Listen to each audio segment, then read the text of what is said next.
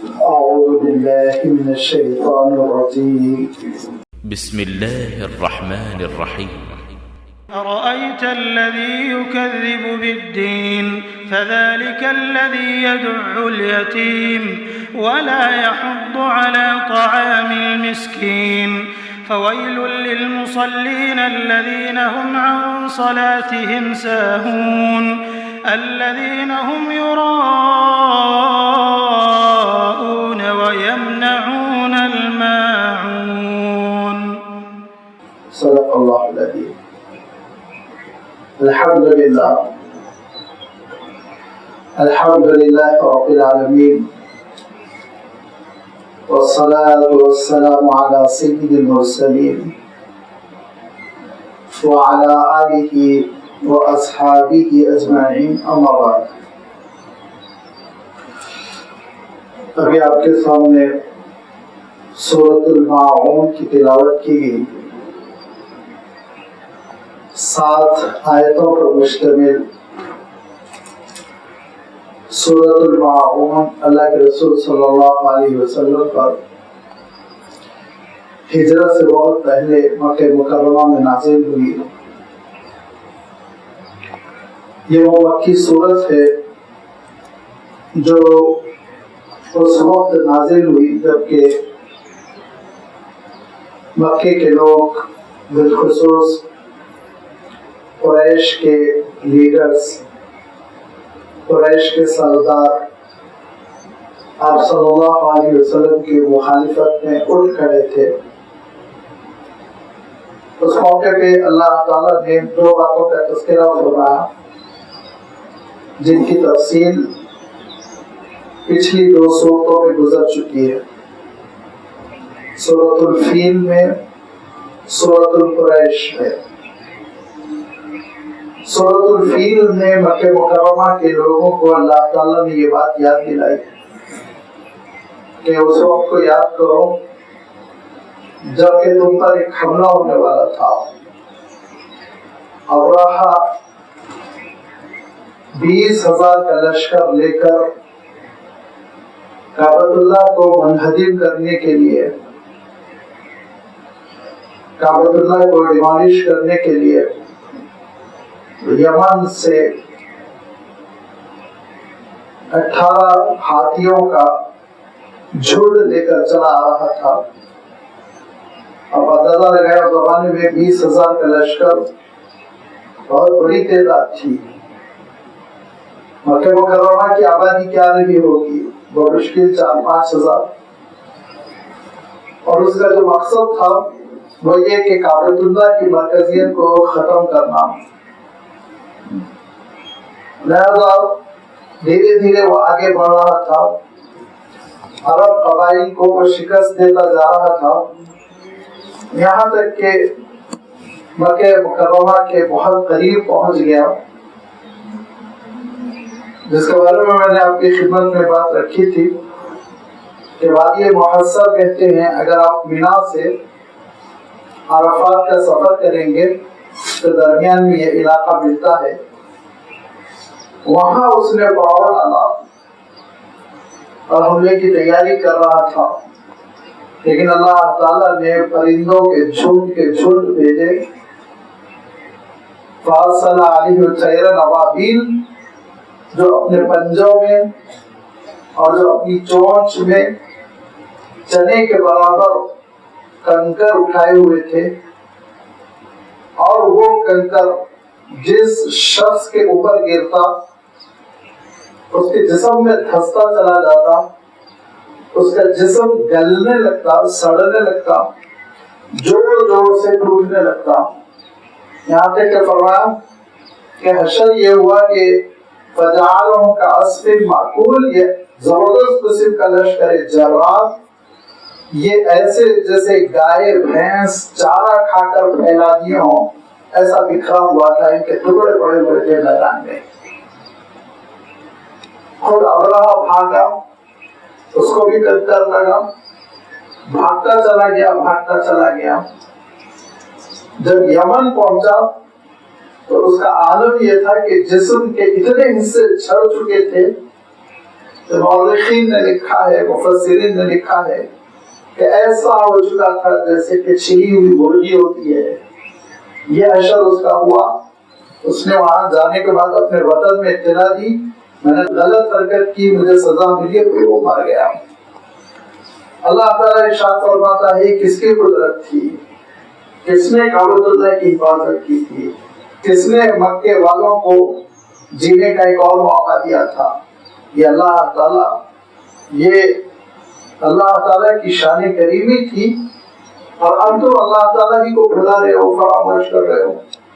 اور جب اللہ کے رسول اللہ کی جانب دعوت دے رہے ہیں، اللہ کے دین کی جانب دعوت دے رہے ہیں، توحید کی دعوت دے رہے ہیں، تو تم ان کے دشمن بنے جا رہے ہو، جبکہ اللہ تعالیٰ نے تم کو جو یہ نعمت دی کہ مکہ مکرمہ کے طرف بسے ہوئے ہو، حرم شریف کے صدقے میں تم کو امان ملا ہوا ہے، کوئی حملہ نہیں کرتا، اٹیک نہیں کرتا، تمہاری اہمیت بڑھ گئی اس واقعہ فیل کے بعد، ہاتھی والے واقعے کے بعد، کہ ان کے ساتھ اللہ کی خاص مدد ہے، اور یہ کعبۃ اللہ کے متولی ہے، خدمت کرنے والے ہیں، ان کو نہیں چھیڑنا چاہیے۔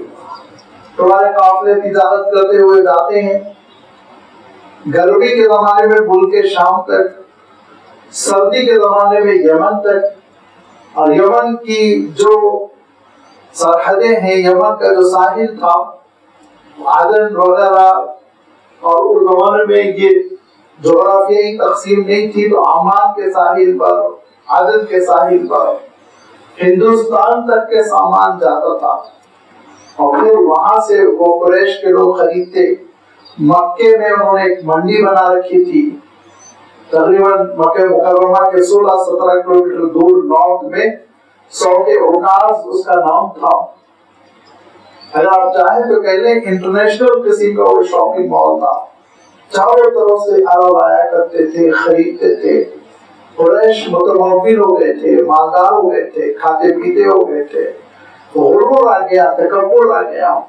اور جب اللہ کے رسول صلی اللہ علیہ وسلم نے اللہ کے دین کی جانب بلانا شروع کیا اور دعوت دی کہ غور کرو یہ حرم کیوں آباد کیا گیا تھا، غور کرو یہ کعبۃ اللہ حضرت ابراہیم نے کیوں بلند کیا تھا، تو حضرت ابراہیم کی دعوت، حضرت اسماعیل کی دعوت جو کہ جد امجد ہے، اس سب کو بلا کر آپ صلی اللہ علیہ وسلم کے دشمن ہوئے جا رہے تھے۔ تو اللہ تعالیٰ نے ان کو ارشاد فرمایا کہ لإیلاف قریش ایلافہم رحلۃ الشتاء والصیف، کس نے موقع دیا تم کو گرمی سردی کے سفر کا، تجارت کا، امن کا؟ عالم یہ تھا کہ قافلوں کے قافلے لوٹ لیے جاتے تھے، عالم یہ تھا کہ بچے غلام بنا لیے جاتے تھے، عورتیں باندی بنا لی جاتی تھی، لیکن قریش کو کوئی ہاتھ نہیں لگاتا تھا کہ یہ کعبۃ اللہ کے مجاور ہیں، یہ کعبۃ اللہ کے خادم ہیں۔ فرمایا الذی اطعمهم من جوع وآمنهم من خوف، کہ خوف کے عالم میں، دنیا میں خوف ہے، تم کو امن ملا ہوا ہے، دنیا بھوکوں مر رہی ہے، تم کو کھانے کے لیے ہر چیز مل رہی ہے، کس پروردگار نے عطا کی؟ یہ کس کا رحم و کرم ہے؟ یہ کس کی قدرت ہے جس پر تم پل رہے ہو؟ ذرا غور کرو، اللہ کو چھوڑ کر بتوں کی پرستش کر رہے ہو۔ جب اللہ کے رسول صلی اللہ علیہ وسلم نے ان کو بلایا اللہ کے دین کی طرف، تو ان کا عالم یہ ہوا کہ آپ صلی اللہ علیہ وسلم کے دشمن ہوئے جا رہے ہیں۔ اور اللہ کے رسول صلی اللہ علیہ وسلم کی شخصیت، آپ صلی اللہ علیہ وسلم کا کردار، آپ صلی اللہ علیہ وسلم کے اخلاق، جیسے ہی ام المومنین حضرت خدیجہ الکبریٰ رضی اللہ تعالیٰ عنہ کو معلوم ہوا کہ حضرت جبرائیل امین آئے تھے اور یہ وحی پہنچا کے اقرأ بسم ربک الذی خلق، غار حرا سے اللہ کے رسول صلی اللہ علیہ وسلم تیزی کے ساتھ گھر آئے، زمیلونی زمیلونی فرمایا، چادر اڑا دو چادر اڑا دو، جاڑا جیسا محسوس ہو رہا ہے۔ پوچھا کیا ہوا، تو ایک عجیب و غریب ہستی ظاہر ہوئی، انہوں نے ایسا ایسا کیا، انہوں نے یہ کلام سنایا۔ تو حضرت خدیجہ الکبریٰ رضی اللہ تعالیٰ عنہ جو ارشاد فرماتی ہیں، وہ یہی کہتی ہیں کہ دیکھیے اللہ آپ کو ضائع نہیں کرے گا، اللہ تعالیٰ آپ کو ضائع نہیں کرے گا، کلا واللہ لا یخزک اللہ ابدا۔ کیوں؟ اس لیے کہ آپ یتیموں کے سر پر ہاتھ رکھتے ہیں، اس لیے کہ آپ بیواؤں کے کام آتے ہیں، اس لیے کہ آپ ناداروں کے کھانے کا انتظام کرتے ہیں، اس لیے کہ آپ مسکینوں کے ساتھ ہمدردی کرتے ہیں۔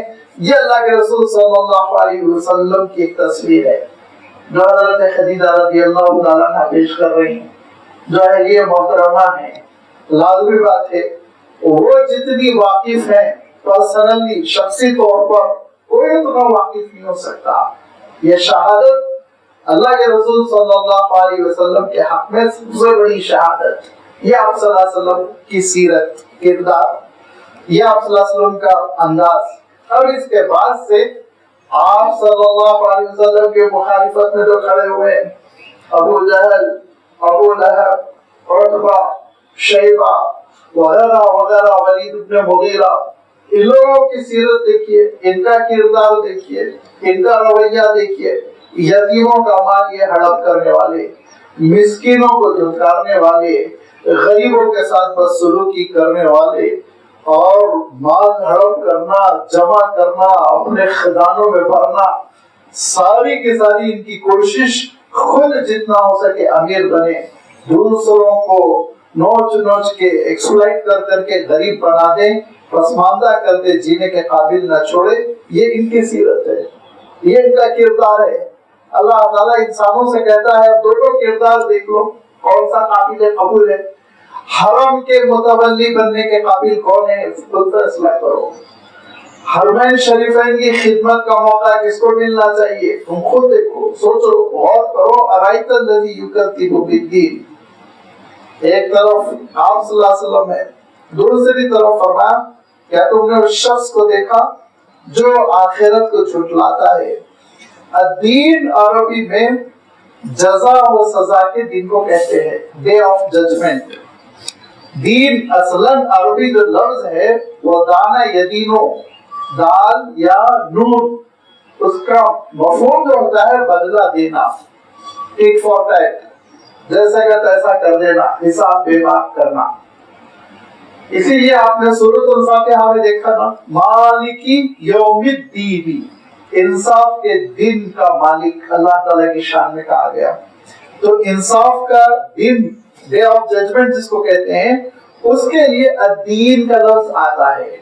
بعد میں چونکہ حکومت انصاف کرتی تھی، میں قصداً کہہ رہا ہوں، موجودہ دور کی حکومتوں کا تو جہاز شروع ہو چکا ہے، آپ جانتے ہیں، حکومتوں کی یہ ذمہ داری سمجھی جاتی تھی کہ وہ انصاف کرے، ججمنٹ کرے۔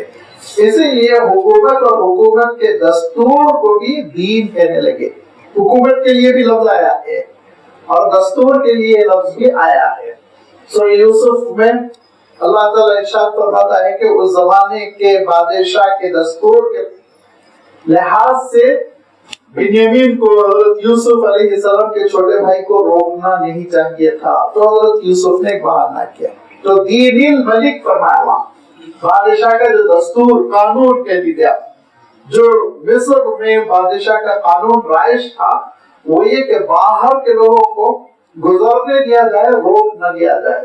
اس کو میں کہتا ہوں کہ ٹرانزٹ ویزا دیا جائے، اقامہ نہ دیا جائے، یہ ان کا طریقہ کار تھا۔ اب حضرت یوسف علیہ السلام چاہتے تھے کہ بنیامین رک جائیں، محل میں رہیں، بہت دن ہوئے تھے بچھڑ کر، بھائی کے ساتھ کھیلنا اچھلنا کودنا یاد آ رہا تھا جو بچپن گزرا ہو، تو حضرت یوسف علیہ السلام روکنا چاہ رہے تھے، بادشاہ کا قانون نہیں تھا، تو حضرت یوسف علیہ السلام نے ایک تدبیر کی تھی، وہ ایک الگ تفصیل ہے۔ دین الملک کا جو لفظ آیا ہے وہاں پر بادشاہ کا قانون یا بادشاہ کا دستور، تو دستور کے لیے بھی یہ لفظ استعمال ہوتے ہوتے، چونکہ مذہب میں دستور ہوتا ہے، مذہب میں شریعت ہوتی ہے، اور جن کے پاس شریعت نہیں ہے ان کو اپنا مذہب کہنی نہیں چاہیے، منہ دکھانے کے قابل نہیں۔ شریعت نہیں ہے تو مذہب نہیں ہے، سب چیز قانون ہونا چاہیے نا مذہب کا، کیا چیز حلال ہے، کیا چیز حرام ہے، کیسے رہو، کیسے اٹھو، کیسے بیٹھو، جس کو ہم شریعت کہتے ہیں۔ لہذا شریعت کو دین کہنے لگے کیونکہ وہ دستور ہوتا ہے، تو یہاں سے دین مذہب کے معنوں میں ہم سمجھنے لگے، اور قرآن پاک میں بھی استعمال کیا گیا۔ مذہب کے معنوں میں بھی لفظ دین قرآن مجید میں استعمال کیا گیا، جس کی جمع ادیان آتی ہے، مذاہب اور ریلیجن جس کو آپ کہتے ہیں، اس کے لیے بھی قرآن پاک میں لفظ آیا ہے، دستور کے لیے بھی لفظ آیا ہے، حساب کتاب کے لیے بھی آیا ہے، سورۃ الفاتحہ میں بھی حساب کتاب مراد ہے، یہاں بھی حساب کتاب مراد ہے، اور آگے چل کے سورۃ الکافرون میں بھی حساب کتاب مراد ہے، لکم دینکم ولی دین، تمہارا حساب کتاب تمہارے ساتھ، میرا حساب کتاب میرے ساتھ، یہ مفہوم ہے۔ لہذا یہاں جو ترجمہ صحیح ہوگا آیت الذی یکذب بالدین، رسول آپ نے دیکھا اس شخص کو جو آخرت کو جھٹلاتا ہے، انصاف کے دن کو جھٹلاتا ہے، اور عام اصطلاح میں آپ کہہ لیجئے جو قیامت کے دن کو جھٹلاتا ہے، جس دن انصاف ہوگا، حساب کتاب ہوگا، اس دن کو جھٹلاتا ہے۔ جو شخص عقیدہ آخرت کو جھٹلاتا ہے، جو شخص قیامت کا صحیح کانسیپٹ نہیں رکھتا، صحیح عقیدہ نہیں رکھتا، وہ شخص کا کردار بہت تباہ ہو جاتا ہے۔ اس کے لیے کوئی چیز حلال حرام نہیں، اس کے لیے کوئی چیز ظلم و زیادتی، کوئی چیز انصاف معنی نہیں رکھتی، وہ جانوروں جیسی زندگی بسر کرے، اپنی خواہشات کے لیے جو چاہے وہ کرے۔ لہذا جب انسان کی زندگی سے عقیدہ آخرت نکل جاتا ہے تو وہ تقریباً حیوان بن جاتا ہے۔ اور ہم دیکھ رہے ہیں جن کے پاس عقیدہ آخرت نہیں ہے وہ کیسی زندگی بسر کر رہے ہیں، ہم خود اپنے آنکھوں سے دیکھ رہے ہیں۔ جب بندے کے اندر یہ احساس پیدا ہو جاتا ہے کہ مرنے کے بعد مالک کے سامنے حاضر ہونا ہے، حساب کتاب دینا ہے، باس پرس ہوگی، جنت ہے جہنم ہے، تب اس کے اندر احساس ذمہ داری پیدا ہوتا ہے، پھر وہ ریسپانسبل بنتا ہے، احتیاط کی زندگی بسر کرتا ہے۔ لہذا فرمایا کہ رسول آپ نے دیکھا اس شخص کی جانب جو آخرت کو جھٹلاتا ہے اور اس کا نتیجہ یہ ہے فَذَلِكَ الَّذِي يَدُعُّ الْيَتِيمَ، تو پھر وہ یتیموں کو دھتکارتا ہے۔ بڑا حسن ہے یتیم لفظ میں، ایک تو وہی یتیم بچے کو دھتکار دینا، یدعو کا جو لفظ ہے وہ قابل غور ہے۔ دیکھیے اگر یدعو پڑھ لیں آپ تو بہت بڑا فرق ہو جاتا ہے، دعوت دینا، بلانا، انوائٹ کرنا، عربی زبان بہت نازک ہے۔ یدعو پڑھنا پڑے گا، عین پہ تشدید اور بعد میں ضمہ کو کھینچنا نہیں، لمبا نہیں کرنا۔ یدعو یہ الگ ہے، یدعو الگ ہے۔ یدعو کے معنی ہوتے چھٹکارنا، دھکے دے کے نکال دینا، قریب نہ آنے دینا، اور یدعو کے معنی ہوتے دعوت دینا، بلانا، قریب کرنا۔ تو تھوڑے سے تلفظ میں بہت معنوں میں فرق آتا ہے، اس کو ذہن میں رکھیں، عربی زبان بڑی سینسیٹیو اور بہت نازک ہے۔ لہذا اللہ تعالیٰ یہاں ارشاد فرما رہا ہے فَذَلِكَ الَّذِي يَدُعُّ الْيَتِيمَ۔ ڈکشنری میں اگر یہ لفظ آپ کو دیکھنا ہو تو دال عین میں دیکھیں گے، ڈبل عین، اور وہ لفظ یدعو دال عین واو میں دیکھیں گے، اس کا روٹ ورڈ میں واو آتا ہے، اس میں واو نہیں ہے، عین ڈبل ہے، مکرر ہے۔ لہذا فرمایا کہ وہ شخص کیسا ہوتا ہے جو یتیم کو دھتکارتا ہے۔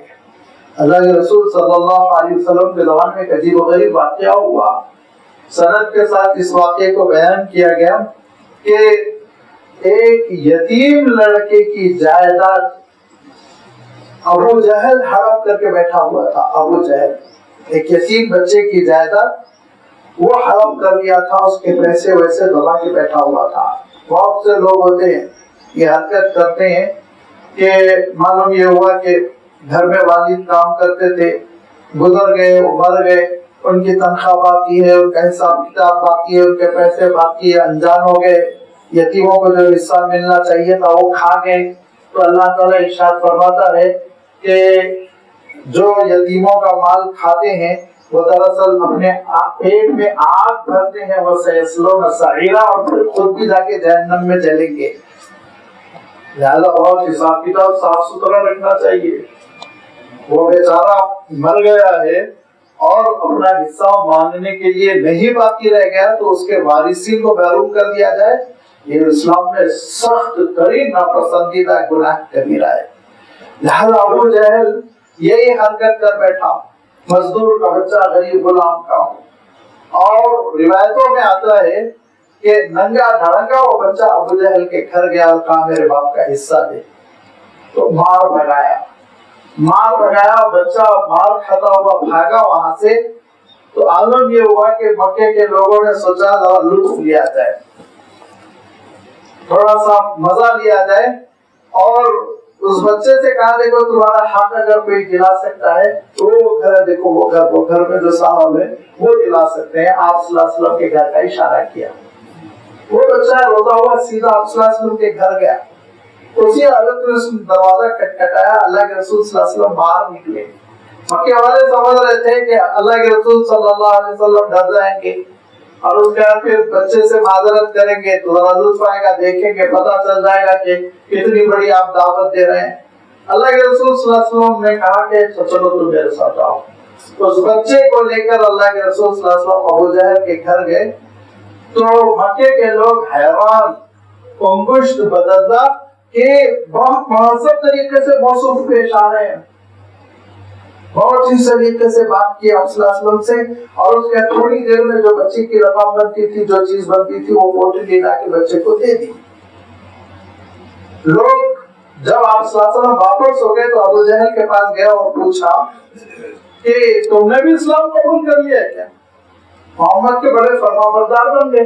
تو کہا نہیں، میں اپنے دین پر تو ہوں، لیکن جب محمد آئے صلی اللہ علیہ وسلم اور مطالبہ کیا کہ بچے کا حق بچے کو دے دے، تو میں نے دیکھا غیب سے جیسے بھالے ہیں تو میری طرف بڑھ رہے ہیں، چاروں طرف سے ایسے جیسے تیریں ہیں میری طرف آ رہی ہیں، اور ایسا لگا میرے جسم کو چھید کر دیں گی، چھلنی چھلنی کر دیں گی، لہٰذا میری جان نکل گئی اور میں نے حساب بے بات کر دیا۔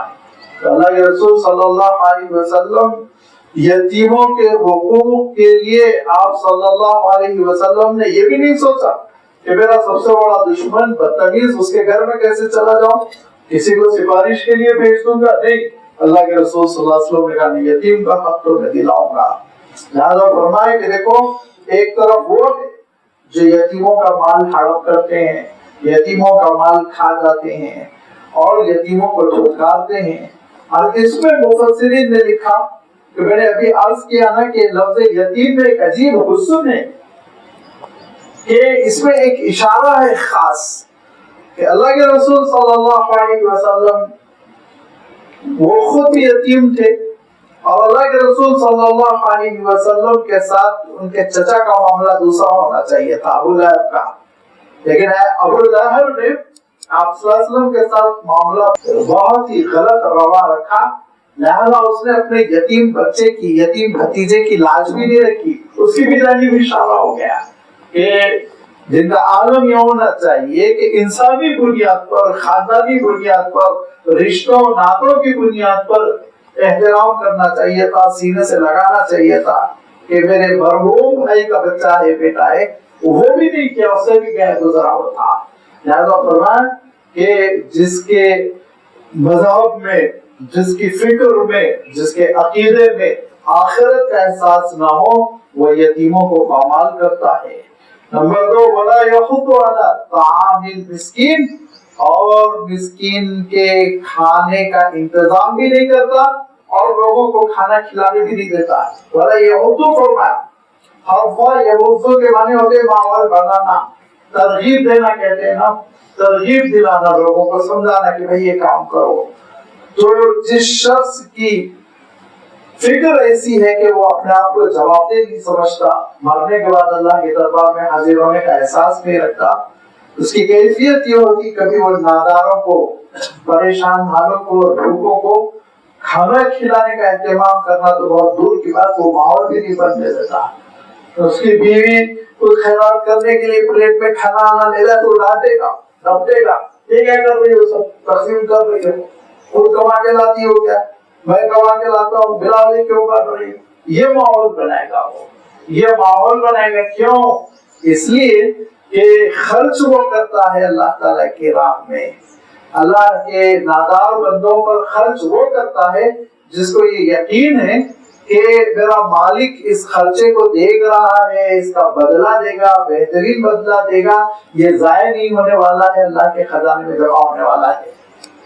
یہ جب عقیدہ ہوتا ہے تو پھر انسان کھل کے خرچ کرتا ہے، جب یہ عقیدہ ہی نہیں मरने के बाद मट्टी में मिलने का है, आवागान का अकीदा है, दोबारा कुत्ता बिल्ली बन के फिर पैदा होंगे, ये अकीदा है, तो लाजमी बात है वो खिलाने पिलाने का क्यों एहतमाम करेगा। वला यहुद्दु अला तामिल मिस्कीन, ये भी बहुत गौर करने की चीज है।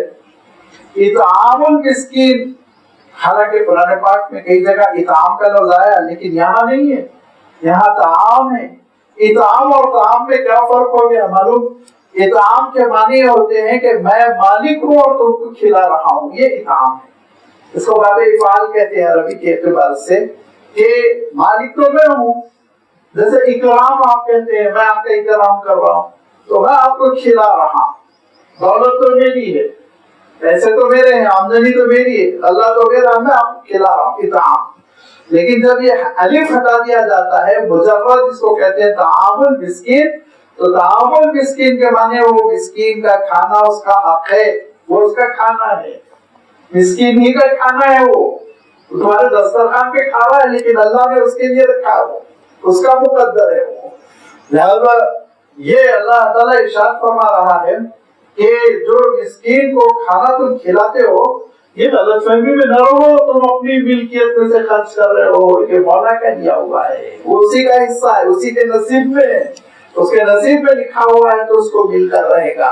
ये अल्लाह ताला की शान है।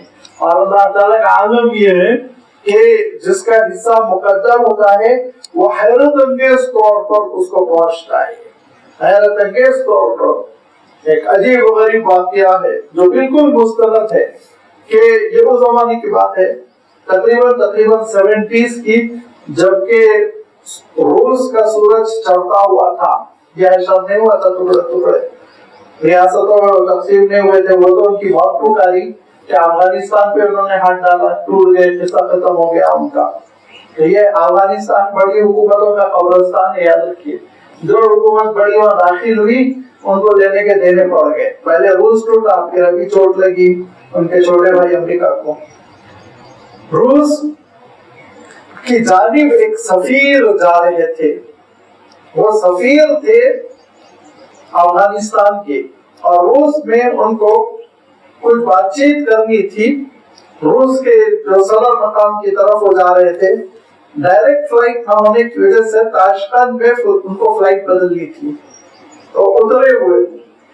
और उन्होंने सिर्फ इसलिए कि कम्युनिस्टों की हुकूमत है वहां, हलाल और हराम का फर्क नहीं है, अपने साथ खुश्क खानों का बड़ा सा टिफिन ले लिया था। हुकूमत के सफर पे थे वो, शख्सी सफर पे नहीं थे। लिहाजा उन्होंने खुश्क खानों का एक बड़ा सा टिफिन साथ रख लिया था ज़ाद सफर, कि वहां हलाल चीजें मिले ना मिले मैं अपना खाता रहूंगा, 2-3 दिन में तो वापस आना है। वो कहते हैं कि एयरपोर्ट पर मुझे मालूम हुआ कि अभी फ्लाइट में 6-7 घंटे है, तो मैं टहलने लगा। टहलते टहलते मैं एयरपोर्ट से बाहर निकल गया। आप लोगों को हैरत होगी, ये जो आजकल सख्तियां हो गई, या हमारे बचपन में नहीं थी, हमारे बचपन में नहीं थी। आप हैरत करेंगे, यहाँ से लोग हमारे रिश्तेदार जाते थे और हमारे पड़ोसी मुल्क में एयरपोर्ट से बाहर निकलकर अपने रिश्तेदारों से मिलकर उनके पास एक टाइम का खाना खा के फिर सऊदी अरब के लिए रवाना होते थे, कोई मसला नहीं था। अभी बहुत सख्तियां होती चली गई हैं। अब तो जो ट्रांजिट पे है वो शीशों के बाहर नहीं निकल सकते, अंदर बंद रहते हैं। तो वे टहलते टहलते एयरपोर्ट से बाहर निकल गए। आम तौर पर एयरपोर्ट जरा शहर के बाहर हुआ करते, तो उन्होंने देखा कि एक खातून है, शाल लिपटी हुई है और वो कचरे में कुछ ढूंढ रही है, और उनको मरी हुई मुर्गी भी उसको झटक के उन्होंने शाल में छुपा दिया और लेके भागने लगी। वही कहते हैं, मैंने उनको रोका और कहा कि बीबी आप मुसलमान लग रही हैं। उन्होंने कहा हाँ मैं मुसलमान। कहा ये मुर्गी हराम है, आप नहीं खा सकती, मर गई है ना। तो उस खातून ने मुख्तसर सा जवाब दिया, मेरे लिए हलाल है। यानी इस कदर मैं भूखी हूँ कि मुर्दार हलाल है, ये फिकी मसला उन्होंने बयान कर दिया। तो सफीर ये कहते हैं, मुझे झटका लगा कि पता नहीं किस खानदान की ये खातून, पर्दानशीन खातून इतनी मजबूर होगी कि मरी हुई मुर्गी खाए। तो उन्होंने कहा 5 मिनट रुकिए, आप ये मुर्गी फेंक दीजिए, 5 मिनट रुकिए। लिहाजा मैं तेजी के साथ एयरपोर्ट आया और अपने खाने का जो बड़ा सा बर्तन था पूरा का पूरा लाकर उनको दिया और कहा ये आप ले लीजिए, ये आप खा लीजिए। اور اس کہتے ہیں میں ایئرپورٹ واپس آیا تو بار بار میرا نام پکارا جا رہا ہے، آپ کاؤنٹر پہ آئیے، آپ کاؤنٹر پہ آئیے۔ میں کاؤنٹر پر گیا تو مجھے بتایا گیا کہ آپ جس کام کے لیے وہاں جا رہے تھے وہ کام اب نہیں ہونا ہے، لہذا آپ واپس وطن کو چلے جائیے، آپ واپس افغانستان آ جائیے۔ وہ کہتے تھے کہ اللہ تعالیٰ نے ایک مسلم خاتون کو حرام کھانے سے بچانے کے لیے مجھے سفر کروایا تھا اور میں ٹفن دے کے واپس آ گیا اور کوئی کام نہیں۔ تو جس کا حصہ ہوتا ہے اللہ تعالیٰ پہنچا کر رہتا ہے، جس کا حصہ جس کے نصیب میں جس کے لیے مقدر اللہ تعالیٰ نے کر رکھا ہے وہ پہنچ کر رہتا ہے، عقل حیران ہو جاتی ہے۔ لہٰذا فرمایا دیکھو تعامل مسکین، غلط فہمی میں نہ رہو میں ہوں کھلانے والا، میں ہوں دولت مند، میں ہوں دے رہا ہوں، نہیں، اس کا حصہ ہے، تمہارے ذریعے سے پہنچ رہا ہے۔ اللہ تعالیٰ نے تم کو ذریعہ بنایا ہے، لہذا اس کا حصہ ہے۔ جو اس مسکین کے کھانے کا اہتمام نہیں کرتا، ماحول نہیں بناتا، تو اس کے معنی ہے کہ عقیدہ آخرت میں کمزوری ہے، اللہ تعالیٰ سے ملنے والے اجر پہ پورا یقین نہیں ہے۔ ورنہ تو جب وہ یقین ہوگا کہ اللہ تعالیٰ کے پاس نیکیوں کا عالم یہ ہے کہ 100 گنا اضافہ ہو کر اجر ملتا ہے، تو وہ ضرور کھانا کھلائے گا، غریبوں کے کھانے کا اہتمام کرے گا، بھوکوں کی مدد کرنے کی کوشش کرے گا۔ اور یہاں تک تو آخرت کا انکار کرنے والے شخص کی کیفیت ہوگی۔ آگے مصلیوں کی بھی خبر لے لی گئی، فوائل للمصلین الذین هم عن صلاتهم ساہون، بربادی ہے ایسے مصلیوں کے لیے جو اپنی نمازوں سے غافل ہے۔ اس میں قابل غور کیا ہے؟ الذین هم عن، فی کا لفظ نہیں ہے، عربی کی بڑی خوبصورت تعبیرات ہوتی ہیں، صلات سے بہت مفہوم بدل جاتا ہے۔ میں عرض کرتا رہتا ہوں نا کہ بہت سارے لوگ وہ عربی کے الف با تا سا سے واقف نہیں ہوتے، تفسیر میں رائے دیتے رہتے ہیں، قرآن مجید میں رائے دیتے رہتے ہیں، کلام اللہ کا معاملہ ہے۔ ائمہ تفسیر نے اپنی پوری عمر لگا دی تب جا کے انہوں نے قرآن مجید کی خدمت انجام دی۔ حرکت و ناقص کو علماء سے استفادہ کیجئے، مفسرین کی رائے بیان کیجئے، قرآن مجید کو سمجھیے، سمجھانے کی کوشش کیجئے، یہ سب بہت اچھی باتیں ہیں، لیکن اپنے آپ کو مفسر نہیں سمجھنا چاہیے۔ میں سمجھتا ہوں کہ آپ کی کیا سمجھ، میری رائے یہ ہے کہ آپ کی کہاں سے رائے بن گئی، آپ ابھی ادنا طالب علم ہے قرآن مجید کے، لہذا آپ یہ کہیے امام ابن کثیر نے یہ کہا، امام قرطبی نے یہ کہا، امام طبری نے یہ کہا، میں تم تک پہنچا رہا ہوں، واسطہ ہوں، ذریعہ ہوں، میڈیم ہوں۔ یہ نہیں کہ میں خود مفسر بن گیا اور رائے زنی کرنے لگے۔ اللہ کے رسول فرماتے ہیں جو قرآن مجید میں اپنی رائے سے، حدیث صحیح ہے، بخاری شریف میں، مسلم شریف میں، ہر حدیث کی کتاب میں یہ روایت آپ کو ملے گی کہ جو شخص قرآن مجید کے سلسلے میں اپنی رائے کا اظہار کرتا ہے وہ اپنا ٹھکانہ جہنم میں دیکھ لے، وہ اپنا ٹھکانہ جہنم میں دیکھ لے ہوگا۔ اپنی رائے نہیں لگا سکتے، بہت کلام اللہ کا مسئلہ نازک ہے۔ میں عرض کر رہا تھا کہ فی اور عن یہ دونوں میں کیا فرق ہوگا، یہ فرق جاننے کے لیے ایک بزرگ گزرے ہیں تابعی، حضرت عطا ابن ابی رباح رحمۃ اللہ علیہ، بڑے تابعی، بہت جلیل القدر تابعی، 20-22 صحابہ کے شاگرد ہیں، اس میں حضرت عائشہ ہے، اس میں حضرت عبداللہ ابن عباس ہے، اس میں حضرت عبداللہ ابن مسعود ہے، 20 صحابہ کے شاگرد ہیں۔ سوچیے کیا درجہ رہا ہوگا ان کا۔ ایسے حج میں تو، حج کے ٹاپک تو کہتے ہیں کہ ان کے برابر کوئی عالم تھا ہی نہیں حج کے مسائل میں، یہاں تک کہ حرم شریف میں نماز پڑھ رہے تھے، آپ طواف کرتے ہوئے مطاف میں نماز پڑھ رہے تھے، اور ہشام ابن عبد الملک اموی بادشاہ حج کو آیا ہوا تھا اپنے دونوں شہزادوں کے ساتھ، وہ حج میں کنفیوز ہو گئے، وہ لوگ کچھ سنت میں کسی واجب میں کنفیوز ہو گئے، تو وہاں کے علماء سے پوچھا کہ یہ مسئلہ ذرا دریافت کرنا ہے، کس سے پوچھے؟ تو کہا وہ عطا ابن ابی رباح ہیں، انہی سے پوچھو۔ یہ کون تھے؟ حضرت عطا غلام تھے، اصلا آزاد کردہ غلام تھے، حضرت بلال رضی اللہ تعالیٰ عنہ کی طرح ذرا کلر بھی کم تھا۔ وہ نماز پڑھ رہے تھے، بادشاہ صاحب پیچھے کھڑے ہو گئے، آپ نے نماز ختم کی اور سلام پھیرا تو بادشاہ فوراً آگے بڑھا اور کہا کہ میرا بچہ ایک مسئلہ پوچھنا چاہتا ہے. آپ نے مسئلہ سنا, جواب دیا, رکعت باندھ دی. پھر کھڑے ہوئے ہیں بادشاہ سلامت پیچھے, پھر کھڑے ہوئے ہیں, پھر اپنی طویل نماز پڑھی, پھر سلام پھیرا, پھر دوسرا مسئلہ پوچھا. اور پھر اس کے بعد سے ہشام ابن عبد الملک اپنے بیٹوں سے کہتا ہے, بیٹے اگر تم کو دنیا میں کمانا ہے تو علم کماؤ, یہ بے نیازی پیدا ہوتی ہے. دیکھو یہ بے نیازی پیدا ہوتی ہے کہ بادشاہ پیچھے کھڑا ہوا ہے اور ان کو فکر نہیں ہے.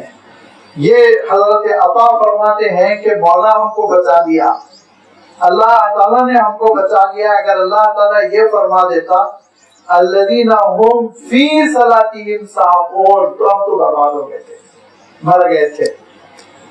اللہ تعالیٰ نے فرمایا الذین هم عن صلاتہم ساہون. فی میں اور عن میں کیا فرق ہو رہا ہے معلوم؟ اگر فی کا لفظ ہوتا تو جو اپنی نمازوں میں بھول جاتے ہیں ان کے لیے تباہی. تو نمازوں میں تو ہم لوگ بھولتے ہی رہتے, رکعتیں بھول جاتے ہیں. ہم تو امام صاحب بھول جاتے ہیں, 3 رکعت ہوئے 4 رکعت. تراویح میں تو بڑے تماشے ہوتے رہتے ہیں نا, جھگڑا. مصلی کہتے ہیں کہ نہیں 3 رکعت ہو گئی, امام صاحب کہتے ہیں 2 ہوئی. تو نماز کے اندر بھولنا یہ غلطی ہے, خطا ہے, سجدے سہو ہے, لیکن وہ کبیرہ گناہ نہیں ہے جو الذین هم عن صلاتہم ساہون, جو نماز سے غافل رہتے ہیں, نماز ہی سے غافل ہے, اوقات گزر رہے ہیں غافل, نماز کے لیے اذانیں ہو رہی ہیں غافل, بے حس بیٹھے ہوئے ہیں, مجلس جمی ہوئی ہے, کان پہ جو نہیں بیٹھتی, مؤذن پکار رہا ہے آ جاؤ آ جاؤ اللہ تعالیٰ کی جانب, خبر ہی نہیں, غفلت. نماز سے ایسے غافل ہیں کہ نماز کا اہتمام نہیں, جماعت چھوٹ رہی ہے, وقت چھوٹ رہا ہے, قضا ہو رہی, نماز نکلتی چلی جا رہی ہے. ایسے کہ اللہ کے رسول صلی اللہ علیہ وسلم ارشاد فرماتے ہیں تلک صلاۃ المنافق, تلک صلاۃ المنافق, تلک صلاۃ المنافق. 3 مرتبہ منافق کی نماز, منافق کی نماز, منافق کی نماز. صحابہ نے عرض کیا اللہ کے رسول کون سی نماز؟ فرمایا کہ بیٹھا ہوا ہے, بیٹھا ہوا ہے, بیٹھا ہوا ہے. وقت گزرنے لگا تو ملک کی طرح اس نے 4 ٹھونگے مار لیے, یہ منافق کی نماز ہے, یہ منافق کی نماز. مومن تو نماز کی طرف دوڑتا ہے, بھاگتا ہے, نماز سے غافل نہیں ہوتا. لہذا فرمایا الذین هم عن صلاتہم ساہون, جو نمازوں سے غافل ہیں ان کے لیے بربادی ہے. دیکھیے اللہ تعالیٰ نے یہ ارشاد فرمایا الذین هم عن صلاتہم تارکون, نماز چھوڑنے والے نے پڑھ رہا ہے, قضا کر کر کے پڑھ رہا ہے, بے وقت پڑھ رہا ہے, جلدی جلدی میں پڑھ رہا ہے.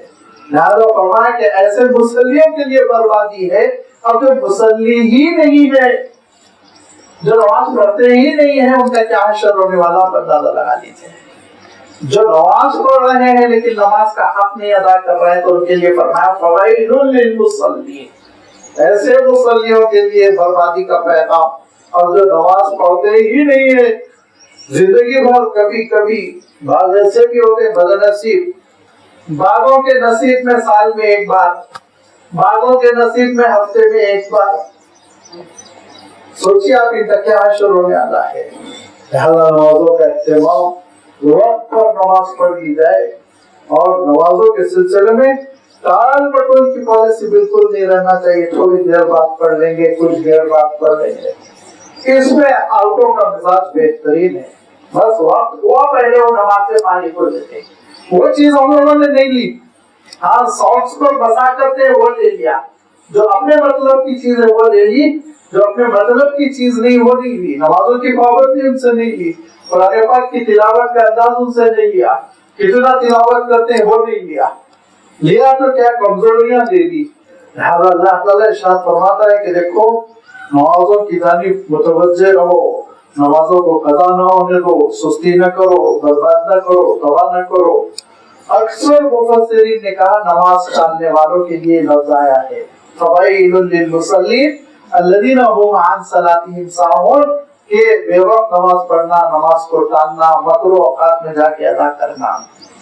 اور پھر ارشاد فرمایا ان مصلیوں کے لیے بھی الذین هم یراؤون, جو دکھاوے کی نماز پڑھتے ہیں, ریاکاری کی نماز پڑھتے ہیں, बतलाना चाहते हैं और मैं नमाजी हूँ, और नमाजी अपने आप को बतलाने के लिए नमाज का एहतमाम कर रहे हैं, अल्लाह ताला की मोहब्बत में नहीं पढ़ रहे हैं, अल्लाह ताला को खुश करने के लिए नहीं, और अल्लाह ताला के अहकाम पर अमल करने के जज्बे से नहीं, सोसाइटी को दिखाना है, लोगों के सामने नमाजी कहलाएं। ये रियाकारी के साथ जो नमाज पढ़ रहे हैं फरमा, इनके लिए भी बर्बादी है, इनके लिए भी तबाही है। लिहाजा मालूम ये हुआ कि नमाजों का एहतमाम, वक्त पर नमाज पढ़ना, और आमतौर पर मैं नौजवानों को मशवरा देता हूँ कि देखिए, अगर आप नमाज की हिफाजत करना चाह रहे हैं तो वजू की हिफाजत कर लीजिए। वजू की हिफाजत अगर आप करेंगे, बावजू रहेंगे, तो आपको ऑफिस में, कॉलेज में, स्कूल में, दफ्तर में, ट्रेन में, प्लेन में, हर जगह वक्त पर नमाज पढ़ने में सहूलत हो जाएगी। वजू नहीं होता है तो फिर वो वजू का इंतजाम है कि नहीं, पानी है कि नहीं, वॉशरूम है कि नहीं, ये उसमें इब्लीस ऐसा वसवसे पैदा करता है, नमाज कज़ा हो जाती है। लिहाजा कोशिश ये करना चाहिए कि हम वजू का एहतमाम करें। हमारा हुआ ये 4-5 घंटे वजू का एहतमाम किया, एक नमाज पढ़ ली, कहीं ना कहीं फिर आपको लाजमी बात है वॉशरूम मिलेगा, फ्रेश होने का मौका मिलेगा, फिर आप तजदीद कर लीजिए, नया वजू कर लीजिए। इसीलिए अल्लाह के रसूल सल्लल्लाहु अलैहि वसल्लम फरमाते थे कि वजू पर मुदावमत, वजू की हिफाजत करने वाला बस मोमिन होता है, मोमिन होता है जो वजू की हिफाजत करता है। और कभी कभी तो मसला होता है, वजू तो वजू बड़े भाई की जरूरत रहती है, वजू की भी जरूरत रहती है, नमाज नहीं पढ़ी आपने, नेक में तहारत से नहीं था, अल्लाह के रसूल सल्लल्लाहु अलैहि वसल्लम फरमाते थे कि इन्नल मोमिन ला यनजस, मोमिन कभी नजीस नहीं रहता, नापाक नहीं रहता। जब नजीस है तो ईमान नहीं है, जब तक नजीस है इंसान, ईमान नहीं है, ईमान से महरूम, मरेगा तो ईमान से महरूम। आप सल्लल्लाहु अलैहि वसल्लम तो इतना एहतमाम फरमाते थे कि जरूरत से फारिग होकर अल्लाह के रसूल सल्लल्लाहु अलैहि वसल्लम ने पानी तलब किया।